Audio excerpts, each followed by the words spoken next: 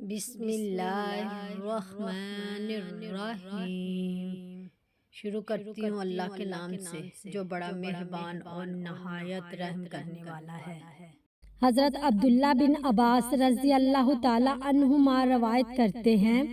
نبی اکرم صلی اللہ علیہ وآلہ وسلم نے ارشاد فرمایا ہے، اس امت کے علماء دو افراد ہیں، ایک وہ شخص جسے اللہ تعالیٰ نے علم عطا کیا ہو اور وہ اسے لوگوں پر خرچ کرتا ہو، وہ اس حوالے سے کوئی لالچ نہ رکھتا ہو اور اس کا کوئی موازنہ نہ لیتا ہو،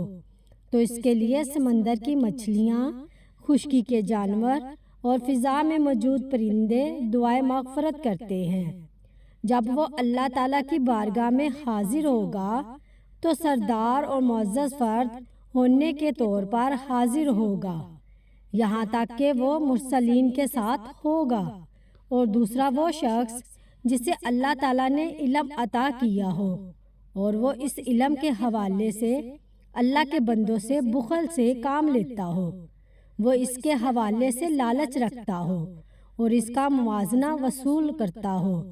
تو اسے قیامت کے دن آگ کی لگام ڈالی جائے گی، اور ایک منادی یہ پکار کر کہے گا، یہ وہ شخص ہے جسے اللہ تعالیٰ نے علم عطا کیا اور اس نے اس علم کے حوالے سے اللہ کے بندوں کے ساتھ بخل سے کام لیا، اس نے اس کے حوالے سے لالچ کیا اور اس کا موازنہ وصول کیا۔ یہ اعلان اس وقت تک ہوتا رہے گا جب تک حساب ختم نہیں ہو جاتا۔ مجمع الزاویہ حدیث نمبر 511۔